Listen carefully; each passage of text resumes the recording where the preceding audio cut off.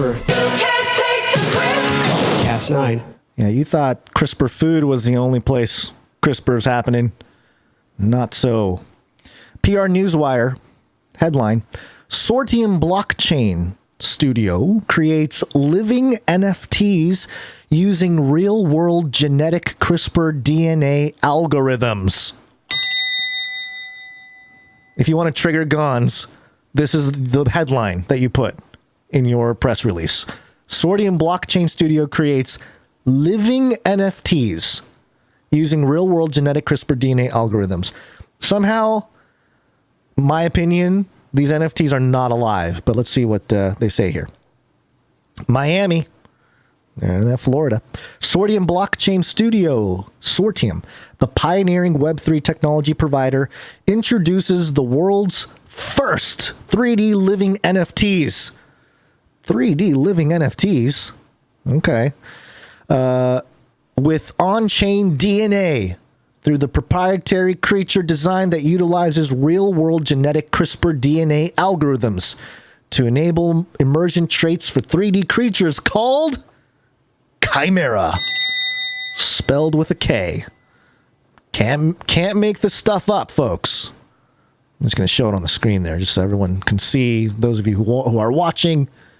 Yep, on-chain DNA through proprietary creature design that utilizes real-world genetic CRISPR DNA algorithms to enable emergent traits for 3D creatures called Chimera, Chimera, powered by a Sortium-built decentralized exchange engine. Each Chimera NFT will provide the user with peer-to-peer based social engagement opportunities inside of an extended reality 3D game space. At the core of the Chimera creation simulator are the NFT-encoded genotypes and phenotypes with on-chain genetic algorithms and DNA evolution. Each Chimera is represented with unique dedicated data across both chains to form a representation for digital life that collectors can interact with, care for, grow, splice, and eventually battle for a one-of-a-kind experience that evolves far beyond any application of blockchain or NFTs seen today. All Chimera knowledge and DNA roll up into two mind and body blockchains called Double Helix. Over generations of Chimera, Double Helix will seed new Chimera with instinct, quote unquote, which will provide generationally shared experiences and emergent traits.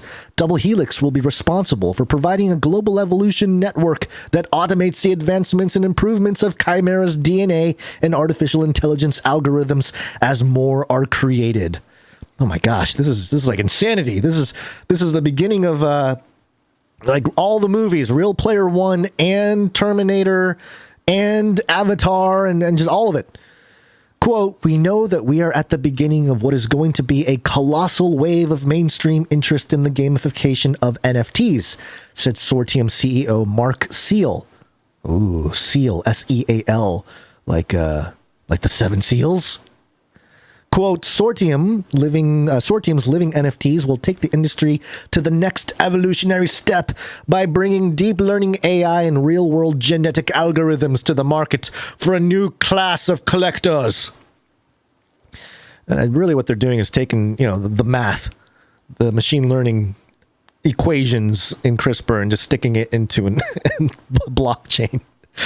It's really not super revolutionary. It makes it sound so crazy, but it is kind of crazy conceptually what they want to do, but I don't know. I don't know that they're going to be able to pull it off. Sortium's first-class team has a track record of success creating unrivaled, customized Web3 platforms that extend accessibility and create new avenues for community, entertainment, and wealth, setting the foundation for others to build the future. As the building blocks for the world's next best ideas, they are outpacing anything else on the market by helping creators harness the power of Web3. And I went into the website sortium.com, and the little thing here says, bridging the reality gap between simulation and the real world. Which speaks to everything that I've been saying, especially on the Face Like the Sun channel. I've been saying that the digital world is going to be connected with the physical world. They're going to open it up. There's going to be some kind of portal, some kind of way in which the two interact. And when you look at what blockchain and the metaverse and what they're trying to do, they're trying to make an official, immutable realm, really, just a realm that we can all interact in. And, because prior to blockchain technology, it was very easy for anybody to spin up any kind of virtual world, and none of it's official. It's like this person's virtual world, that person's virtual world.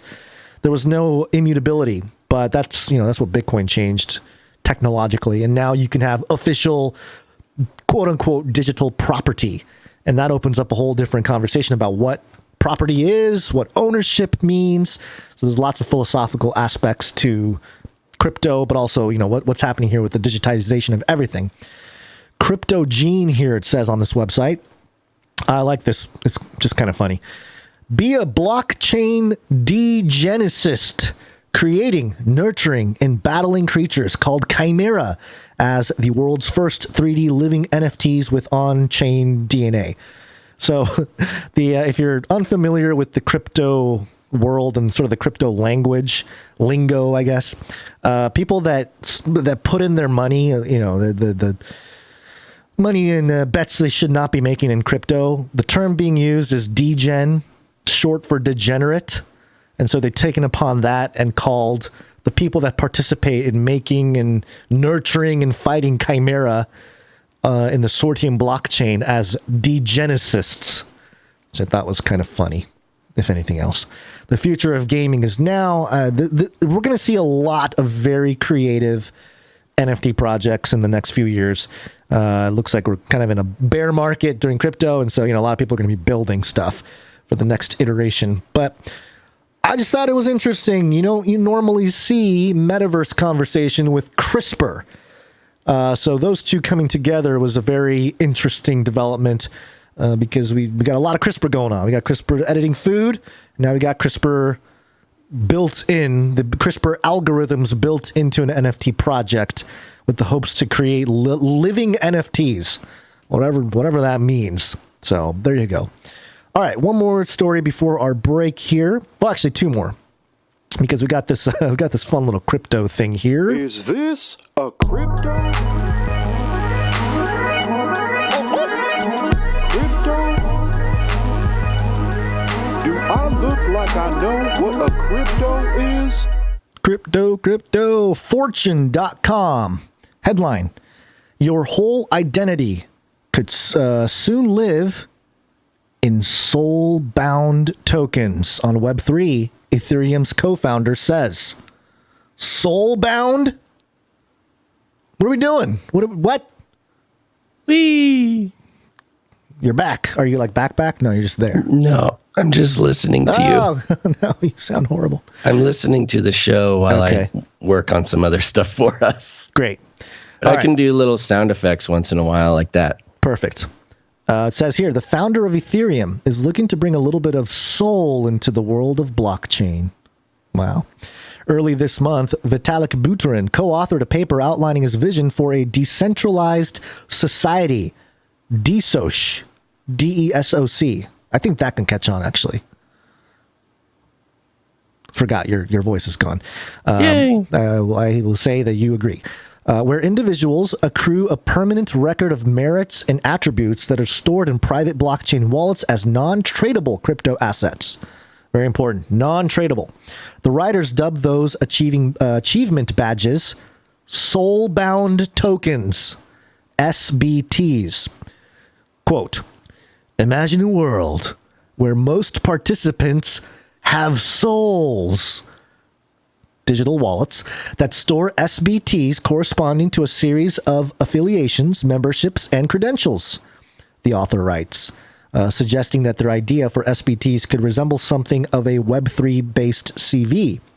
Quote, for example, a person might have a soul that stores SBTs representing educational credentials, employment history, or hashes of their writings or works of art, the paper says. Or their vaccine certificate. Vaccine certificates. Unlike a non-fungible token, which is collectible digital assets that can be traded or sold, SBTs are designed to be untradeable, a little more like a Boy Scout badge than a baseball card. Thanks for the analogy. According to the paper, an individual would gain SBTs from other souls within the decentralized society. A university, for example, might issue SBTs to its alumni to verify that they have graduated from that school. To be clear, that also means SBTs aren't really going to replace NFTs. The two digital assets theoretically serve different functions.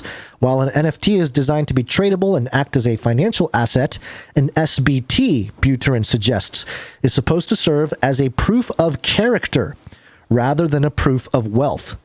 Proof of character. Interesting. Another, we're in this kind of revolution of proof of whatever. We got proof of work, we got proof of stake, we got proof of community, we got all kinds of proofing. Now we got proof of character. And of course, yes, proof of vaccine is part of that too.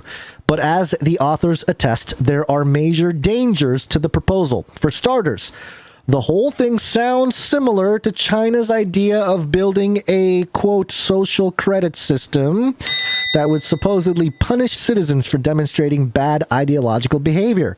Since SBTs are issued to individuals without their consent, the system could be used to brand, quote, scarlet letters on people, making the technology an ideal tool for authoritarian states.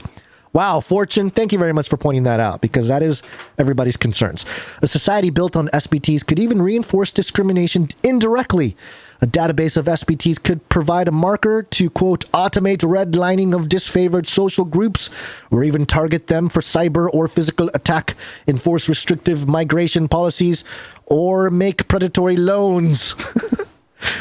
I like how it's like cyber or physical attack, enforce restrictive migration, or predatory loans. Okay. For that reason, Buterin and his co-authors consider individuals might need the option to quote-unquote burn or hide their SBTs from public, choosing to reveal them only when necessary. And I think that's going to be the method, actually, of how this will develop, because we are coming to an era where Web3 wallets will have to be sort of, I don't know, there's going to be a KYC, which is know your customer type of thing for governments. It is very close to the social credit system. Now, the difference here, which is somewhat, it's really inconsequential. There's really not a good way to move forward with this. I think no matter what, it's sort of impending on our privacy and our rights in certain ways. But the idea, there's a technology called ZK rollups, ZK snark technology, and I'm not a coder. I'll probably mess it up, but from what I understand, what the technology does is it allows you to batch transactions and also pick and choose what data you can share or you're going to share with wherever you're trying to prove your identity or prove your whatever, the proof of whatever it is you're trying to prove.